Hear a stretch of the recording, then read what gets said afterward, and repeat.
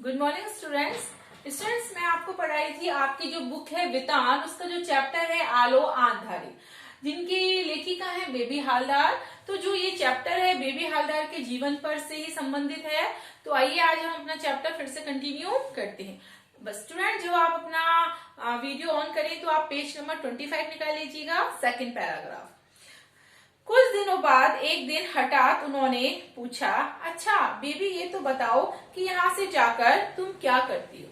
देखिए, मैंने आपको शुरू में जो वीडियो बनाई थी उसमें मैंने आपको बता दिया था कि बेबी को एक घर में नौकरी मिल गई थी और वहाँ के जो मालिक थे बहुत ही अच्छे थे, उसको बहुत ज्यादा प्यार करते थे, पसंद करते थे, अपनी बेटी की तरह मानते थे क्योंकि उनकी खुद की बेटी नहीं थी और उसकी थोड़ी सी चिंता भी साथ में क्या करते थे, उसका जो भी जीवन था उसके बारे में वो उससे हमेशा पूछा करते थे। तो एक दिन ऐसा हुआ कि उन्होंने उनसे कुछ पूछ लिया, हठात पूछा कि बेबी तुम जब यहाँ से तुम अपने घर जाती हो तब तुम क्या क्या करती हो। तो देखिए बेबी ने क्या क्या बताया, वो बता रही हैं। उसने कहा कि मैं जाते ही खाना बनाने में लग जाती हूँ और साथ ही बच्चों को भी नहलाती हूँ, धुलाती हूँ, फिर उन्हें खाना खिलाकर सुला देती हूँ और तीसरे पहर उनके साथ थोड़ा सा घूमकर आती हूँ, अर्थात मैं शाम को थोड़ा सा बाहर घूमने भी जाती हूँ और शाम को संध्या की पूजा कर उन्हें पढ़ने बैठाती हूँ। यानी शाम को जिस तरह से हम भी लोग अपने अपने घर में पूजा पाठ करते हैं, इसी तरह शाम की वो पूजा करके अपने बच्चों को पढ़ाने के लिए बैठा देती है। फिर उसने बताया कि रात में फिर मैं उन्हें खाना वाना खिलाकर सुला देती हूँ और सवेरे जल्दी से जल्दी यहाँ के लिए मुझे निकलना पड़ता है, इसलिए रात को मैं खुद भी सो जाती हूँ। बस यही मेरी पूरे दिन की दिनचर्या है और दिन के काम है। तो उसने अपने तातुश को यानी कि उनको बता दिया कि दिन भर के मेरे ये काम है। अपने मकान मालिक को उन्होंने ये सारी चीजें जहाँ उनके यहाँ वो काम करती थी सारी बात उनको बता दी।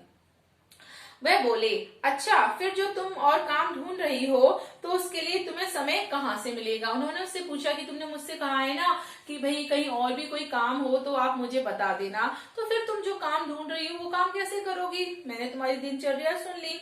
मैं बोली, इसी में से निकालना होगा और नहीं तो क्या, बिना किए और कोई चारा भी तो नहीं है। उसने कहा कि ये जो समय मैं बिता रही हूँ अपने बच्चों के साथ, इसमें से ही मुझे थोड़ा सा टाइम निकालना पड़ेगा, नहीं तो मेरे घर का खर्चा कैसे चलेगा, क्योंकि कोई और भी चारा नहीं है, अर्थात कोई और भी ऑप्शन उपाय नहीं है। इस पर उन्होंने कहा, देखो यदि मैं तुम्हारी कुछ मदद कर दूं तब तो तुम कहीं और काम नहीं करोगी ना। उन्होंने कहा कि यदि मैं तुम्हारी मदद कर दूं तो फिर तो तुम्हें और जगह पे काम करने की जरूरत तो नहीं पड़ेगी। उनकी बात सुन मैं सोचने लगी, वह मेरा कितना ख्याल रखते हैं, कितना मुझे चाहते हैं। उन्होंने फिर पूछा, क्यों क्या हुआ, तुमने कुछ बताया नहीं। वह सोच रही थी कि मेरा वो कितना ख्याल रखते हैं, मुझे कितना पसंद करते हैं, कितना प्यार करते हैं। और फिर उसके जो मालिक थे उन्होंने उससे पूछा कि क्या हुआ, तुम क्या सोच रही हो, क्या हुआ, तुमने अभी तक जवाब नहीं दिया, क्या सोच रही हो। मैं बस कुछ भी तो नहीं सोच रही थी, मैं कहकर चुप हो गई। मैंने उनसे कहा कि नहीं मैं कुछ भी नहीं सोच रही हूँ, मैं ये सारी चीजें कहकर चुप हो गई। उन्होंने कहा, देखो बेबी तुम समझो कि मैं तुम्हारा बाप, भाई, माँ, बंधु सब कुछ हूँ। ये कभी मत सोचना कि यहाँ तुम्हारा कोई नहीं है। जो उसके मालिक थे उसे बहुत प्यार करते थे अपनी बेटी की तरह। तो उन्होंने उससे कहा कि तुम क्या सोच रही हो। पहले तो उसने कहा कि मैं कुछ नहीं सोच रही। फिर उन्होंने कहा कि देखो मैं तुम्हारा सब कुछ हूँ, भाई, बाप, बहन सब कुछ हूँ, इसलिए ऐसा कभी भी मत सोचना, अपने मन में ऐसा कुछ भी मत लाना कि यहाँ तुम्हारा कोई नहीं है।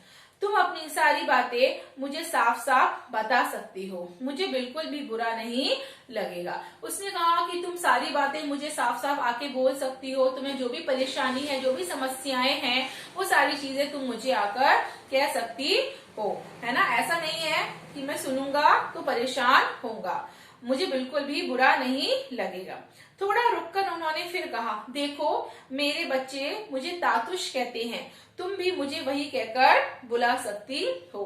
उसने कहा उसके मालिक ने कि जो मेरे बच्चे हैं मुझे तातुश कहकर बुलाते हैं, तो तुम भी मुझे तातुश कहकर बुला सकती हो। उस दिन से मैं उन्हें तातुश कहने लगी। बेबी जो है वो बता रही हैं कि उस दिन के बाद से वो उन्हें तातुश कहकर पुकारने लगी।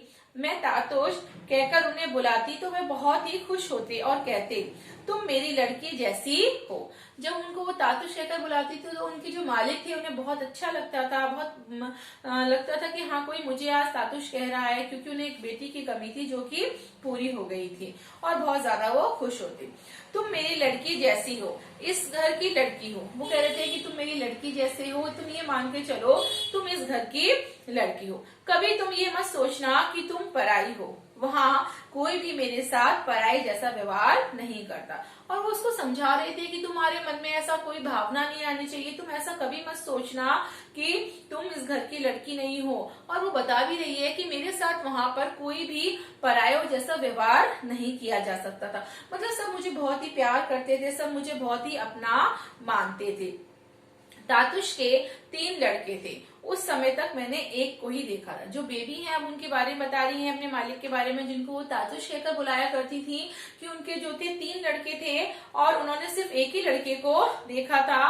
वह उनका जो था वो सबसे छोटा लड़का था। उस समय तक मैंने एक को ही देखा और वो छोटा था, उसके मुंह में जैसे जवान ही नहीं थी। मैं किचन में ही काम कर रही होती तब भी चाय बनाने के लिए मुझसे ना कहे वह स्वयं अपनी चाय बना लेता। उस लड़की के बारे में बता रही है, वो सीधा साधा सा था, बोलता नहीं था, कभी उसकी जबान ज्यादा खुलती नहीं थी, उसकी आवाज उन्होंने सुनी नहीं थी। अगर किचन में वो खाना भी बना रही है तो उनसे आकर ये नहीं कहता था कि आप मेरे लिए 1 कप चाय बना दो, बल्कि वह खुद से चाय बना लिया करता था। उसकी आदत ही थी कम बोलने की, मुझसे तो क्या वह किसी से भी ज्यादा बात नहीं करता था। वो बता रही है कि उसकी आदत ही ऐसी थी कि वह किसी से भी ज्यादा बात नहीं करता था।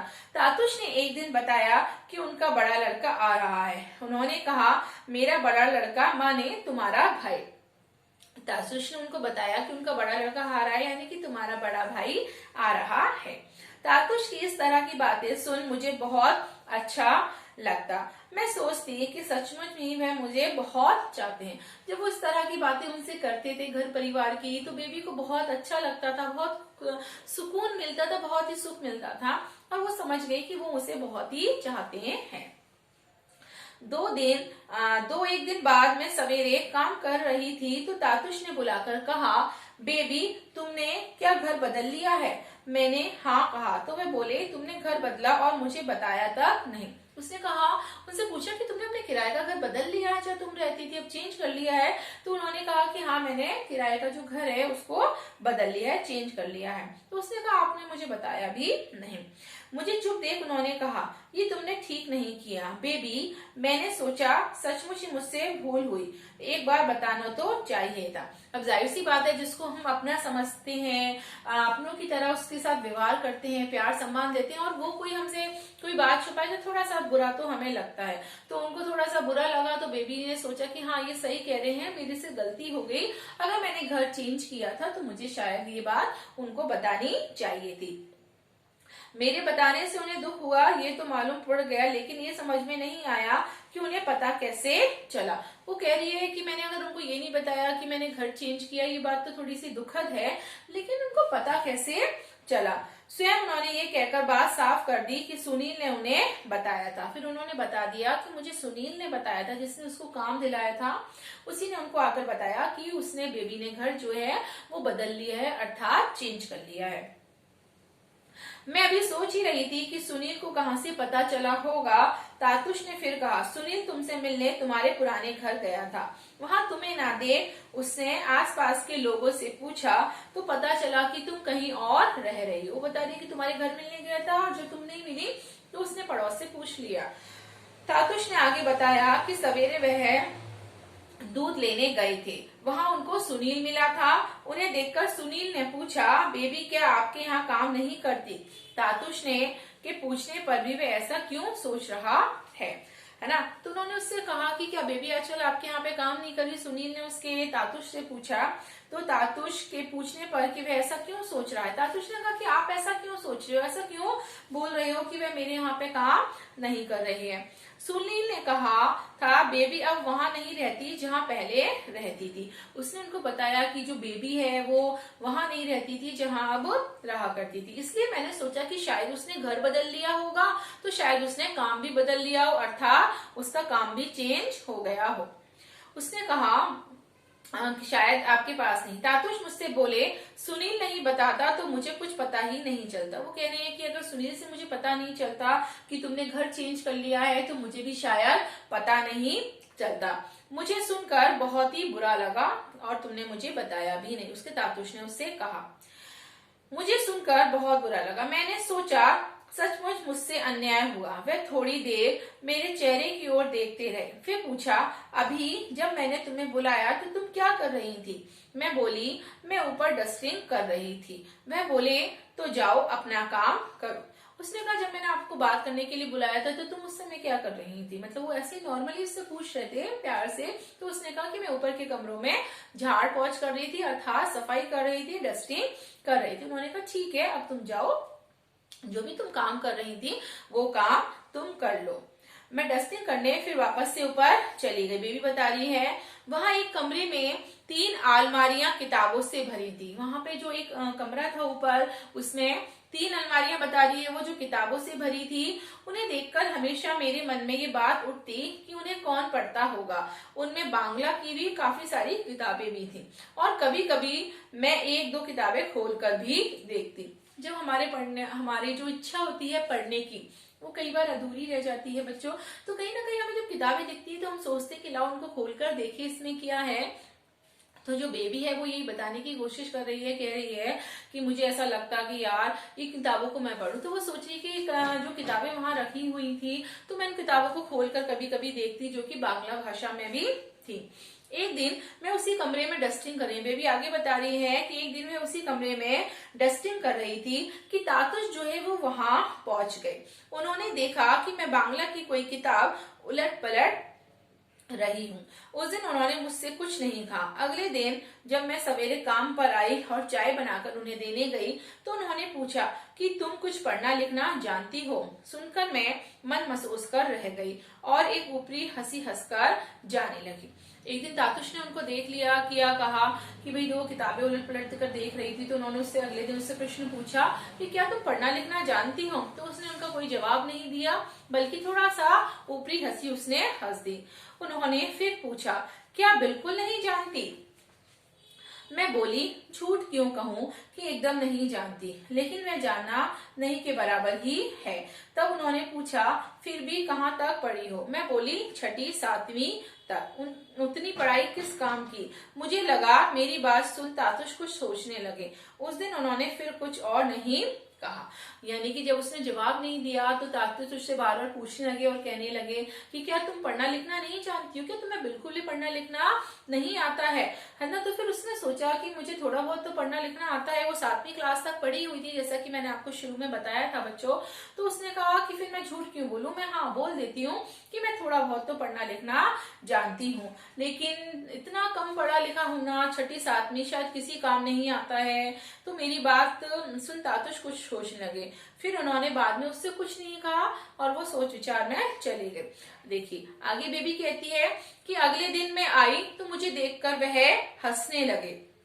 वैसे भी उनके चेहरे पर सब समय हंसी ही रहती थी। कुछ लोग ऐसे होते हैं कि उनको फेस देखते ही हंसी आ जाती है, ये हंसमुख स्वभाव के होते हैं। तो बता रही है कि वो बहुत ही हंसमुख स्वभाव के थे और उनको देखकर मुझे कभी भी मुस्कुराहट हमारे फेस पे आ जाती है वो थी। अक्सर कुछ लोगों के चेहरे पे हमेशा मुस्कुराहट बनी रहती है। देखकर लगता कि उनके मन में गुस्सा है ही नहीं। बोलते भी वो बहुत आहिस्ता आहिस्ता थे।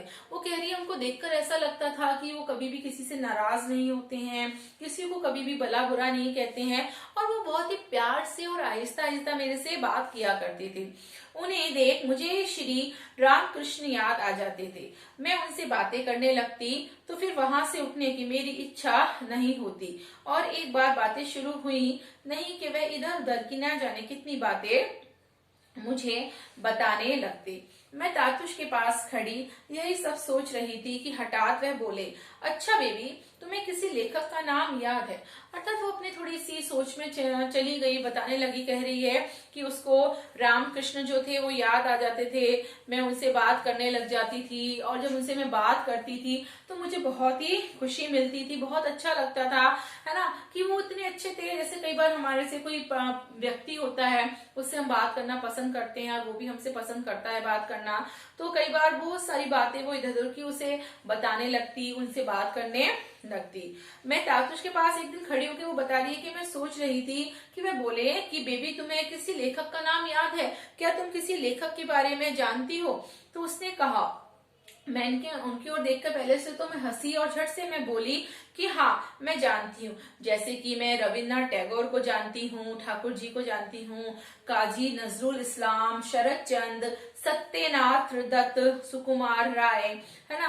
मैंने लोगों के नाम लिए तो पता नहीं क्यों तातुश मेरे सिर पर हाथ रखकर बड़े मुझे आश्चर्य से देखने लगे, है ना। उनको बड़ा आश्चर्य हुआ कि जो लड़की 7th 8th 6th 7th तक ही पढ़ी हुई है और वो इन सारे राइटरों को बहुत अच्छे से जानती है। उन्होंने बड़े प्यार से मेरे सिर पर हाथ फेर दिया और मुझे बड़ा आश्चर्य से देखने लगा, और जैसे कि उन्हें विश्वास ही नहीं हो रहा था कि मैं इन सारे राइटरों को जानती हूँ। कुछ क्षण बाद वे बोले, तुम्हें पढ़ने लिखने का शौक है। मैंने कहा, शौक होने से भी क्या लिखना है, लिखना पढ़ना तो होने से रहा, कि शौक से क्या होता है, अब इस उम्र में मैं थोड़ी ना पढ़ाई लिखाई करूंगी। उन्होंने कहा, क्यों नहीं हो सकता, मुझी को देखो, मैं अभी तक पढ़ता हूँ, क्योंकि पढ़ने की कोई उम्र नहीं होती, तुम्हें क्या पता नहीं है मैंने इतनी किताबें क्यों रख छोड़ी हैं, मैं पढ़ सकता हूँ तो तुम्हें क्यों भी नहीं पढ़ सकती। उन्होंने कहा, मेरे पास इतनी सारी जो किताबें हैं अलमारी में वो पढ़ने के लिए हैं, मुझे पढ़ने का शौक है, तो तुम क्यों नहीं पढ़ सकती, तुम्हें क्या पता, मैं इन किताबों को पढ़ता रहता हूँ और तुम भी पढ़ सकती। उन्होंने फिर कहा, तुम जरा मेरे साथ ऊपर चलो। मुझे ऊपर ले जाकर उन्होंने अलमारी में से एक किताब निकाली और कहा, बताओ ये क्या लिखा है। वो उससे पूछने लगे कि बताओ ये क्या लिखा है। तो क्या, मैंने फिर सोचा, कह दूंगी मुझे पढ़ना लिखना एकदम नहीं आता। तातुश मेरे मुंह की ओर देखते ही जा रहे थे। उन्होंने कहा, पढ़ो ना, कुछ तो पढ़ो। मैंने बोल ही दिया, आमार में बेला तस्लीमा नासरीन। अर्थात जब उसको वो कह रहे थे, रिक्वेस्ट कर रहे थे, तुम पढ़ो तुम पढ़ो, तो उसने वो पढ़ दिया और उसने पढ़ के बता दिया। तातुश बोले, तुम यही सोच रही थी ना कि कहीं गलती ना हो जाए। मैं हंसने लगी। वह बोले, ये किताब तुम ले जाओ और घर पर समय मिले तो पढ़ना। जब हम बहुत सालों बाद बच्चों पढ़ाई करते हैं या हम कुछ ऐसा काम करते हैं तो कहीं ना कहीं हमारे मन में हिचकिचाहट होती है कि कहीं हम गलत काम ना कर दें या गलत ना पढ़ दें, सामने वाला कहीं हमारा हंसी मजाक ना उड़ाए। तो जब तातुश उसको बोल रहे थे कि पढ़ो पढ़ो, तो वो थोड़ा सा पहले तो हिचकिचाई, फिर उसे डर लग रहा था कि कहीं मैं गलत ना पढ़ दूं, लेकिन लास्ट में उसने पढ़ दिया और बाद में वो दोनों के हंसने लग गई। फिर उन्होंने उससे कहा कि ऐसा करो, इस किताब को तुम अपने घर ले जाओ और घर ले जाकर तुम इस किताब को पढ़ देना। तो बच्चों, आपका ये जो चैप्टर था आज हम यहीं पे खत्म करते हैं। कल इस चैप्टर को हम कंटिन्यू करेंगे। Thank you.